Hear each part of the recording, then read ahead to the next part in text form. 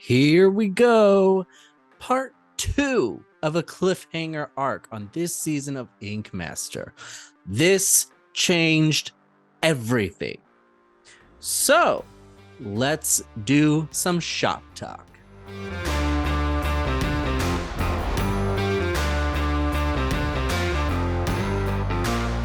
So, as I said, this changed everything. I'm going to go into the contestant stats and the scoreboard in a little bit, but just know this changed everybody's placements dramatically. Why is that? Well, let's break it down. So the beginning of episode 5 is really episode 4, with the looming question as to whether or not the 4 Ink Masters will return to the competition. And to nobody's surprise, all 4 decide to return to the competition. Of course they did, because they all had to be booked for the filming period and knew they would be returning to the competition. But I really loved the dramatic effect of Anthony deciding whether or not he had to return and them trying to convince him to return. Whatever. I was like, just tell me you're all coming back so I can move on with my life. Thank you. So now they're all back, which means instead of 10 placements, we have 14, which again is going to mess up the scoreboard a little bit, at least at first, but we'll get to that. We then go to the other unfinished business, which is the bottom 3 from last episode, Angel, Pawn, and Holly.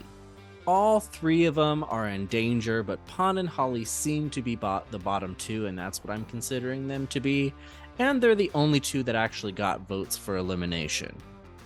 The majority votes for Holly, though, to be the next one eliminated. And I gotta say, it's really sad to see her go. I like Holly. She's not a bad... Nobody here is a bad artist. But I think it was Holly's time. She's been in the bottom consistently the entire time so far, which at this point is almost half of the entire season. So I think it was her time to go.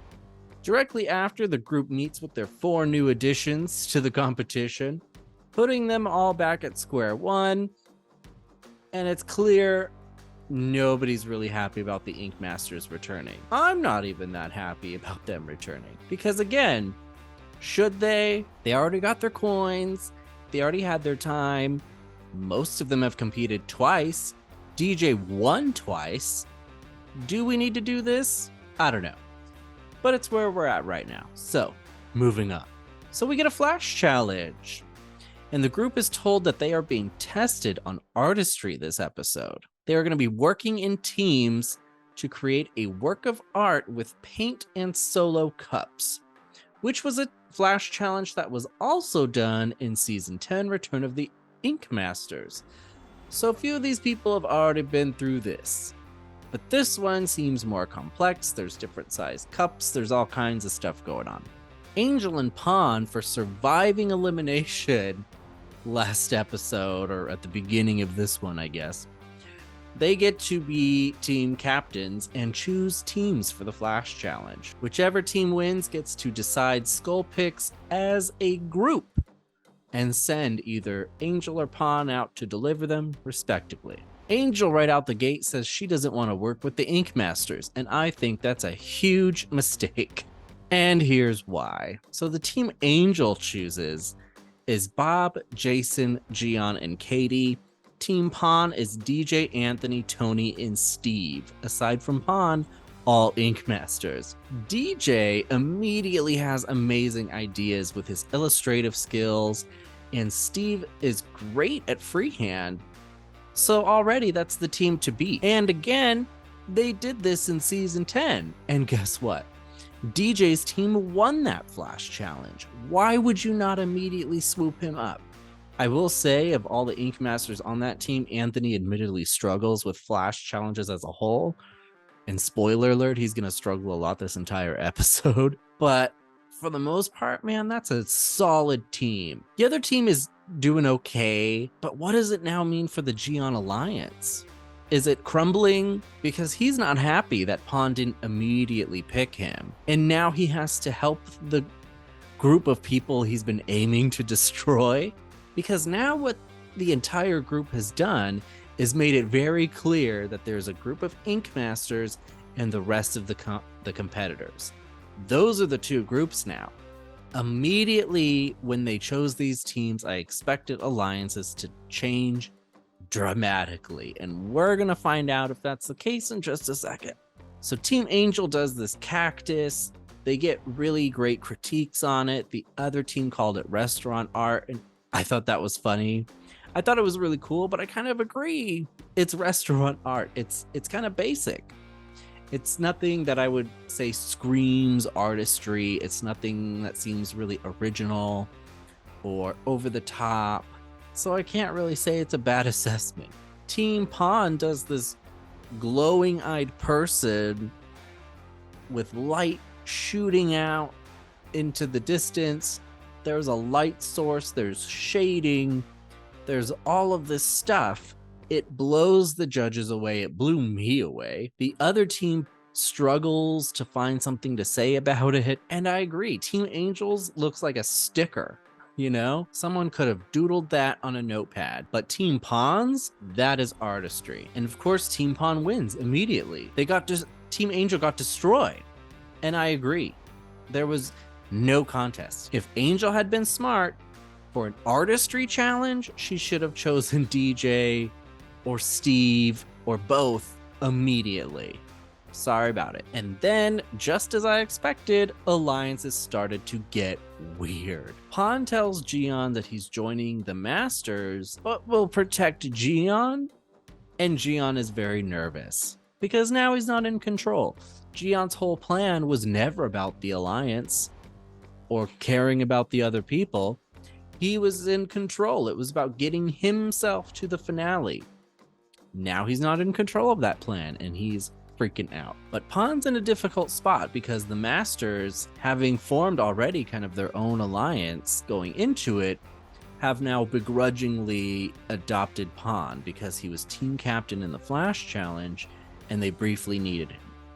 So now they give him like this mafia warning, like not to screw them over or else, basically, and I thought that was kind of amusing. And then it's time for the elimination tattoo. So they get told that they're doing new school landmarks, which is already really fun, but also super challenging. And then Dave, as the Master of Chaos, shows up to tell them that they must also tattoo new school landmarks that mash up perfectly and blends with black and gray realism. The ultimate test of artistry. Team Pawn, which is the Ink Masters plus Pawn, get to decide skull picks and decide as a group. And what they came up with is fascinating. So let me break down all of these canvases for you and who got what. So there was the Golden Gate Bridge, and Jason ended up with that. The Sphinx and the Pyramid of Giza, which went to Gion. Machu Picchu, which was already determined essentially to be the most difficult one, went to Angel, who's supposed to be in an alliance with Pawn, right? There was the Forbidden City with a dragon. At least that's what the canvas wanted. That went to Katie. Chichen Itza with a warrior princess. Some of these canvases didn't get everything they wanted, I can tell you right now. But it's Chichen Itza, and it went to Tony. The Chiropolis of Athens with Zeus's head on the ribs. Anthony took that one. The De Goyer Windmill went to Steve. And the Statue of Liberty went to DJ, with the Little Lighthouse in Quebec going to Pawn, and the Noah Sistine Castle, I don't know if I pronounced that correctly, that went to Bob.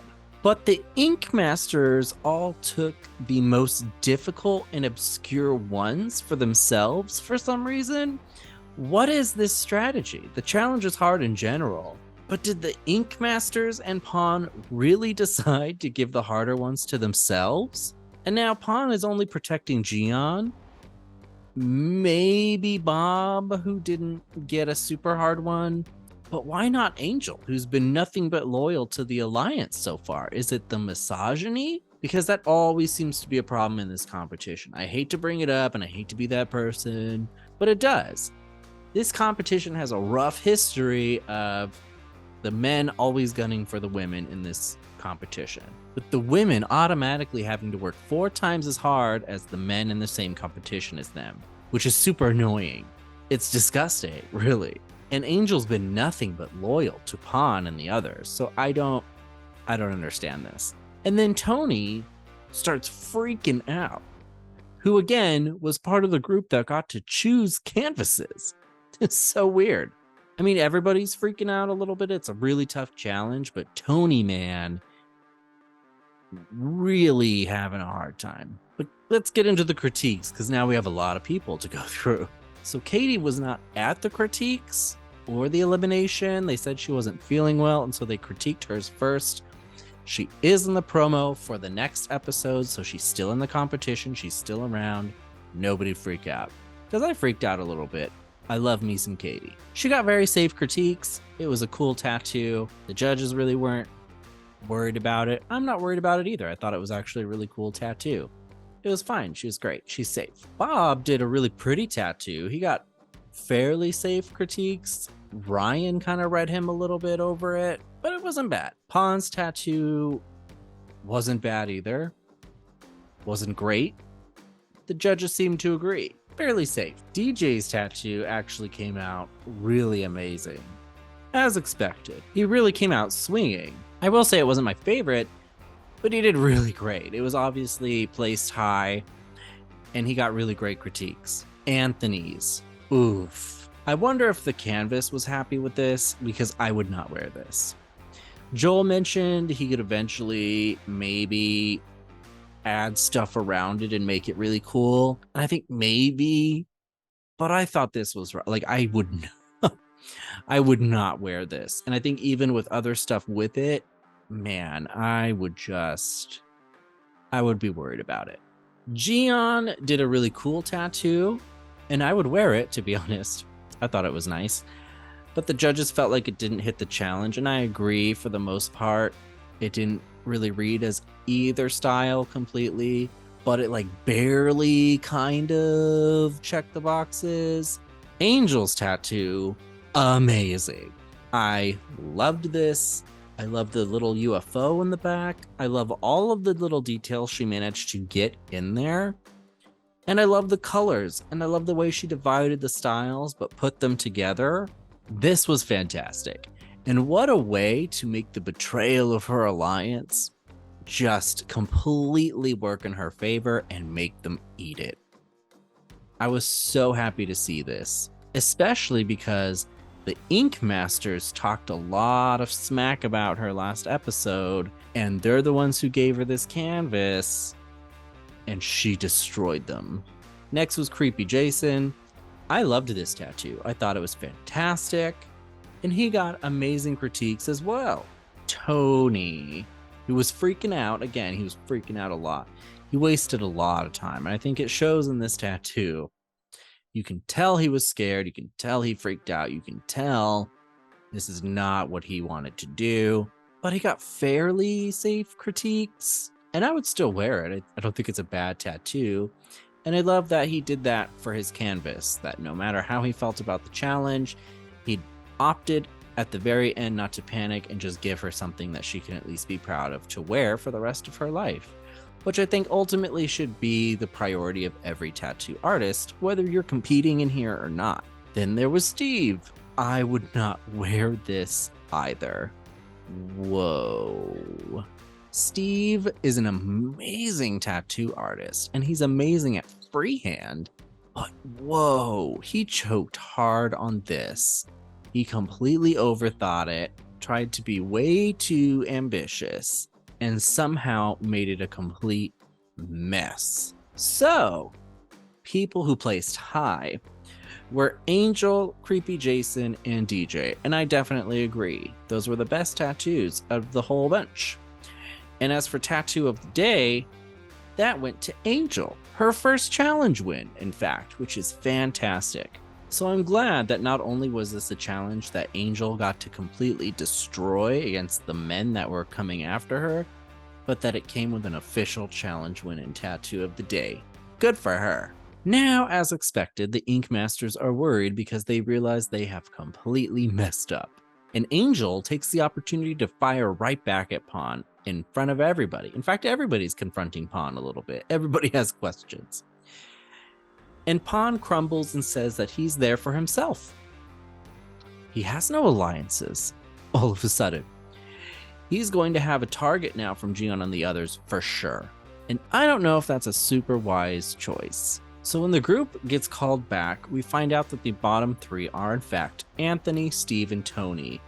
Wouldn't you know it, all Ink Masters. The judges all agree that Tony, for the most part, is safe. And I agree. His tattoo out of the three of them was at least something I would wear. And that's something. Which means our bottom two are Anthony and Steve, which is wild. And ultimately, the judges vote for Steve to go home. Mind-blowing. He came right back in to go right back out of this competition. Also, we still have way too many people left. So, and we're halfway through the season now, so I'm expecting probably a double elimination at some point. I don't know what they're going to do with this. We'll see how things go. But this is getting crazy. So before I talk about where everybody stacks up against each other, let's see how people reacted to the episode. It's time for top tweets.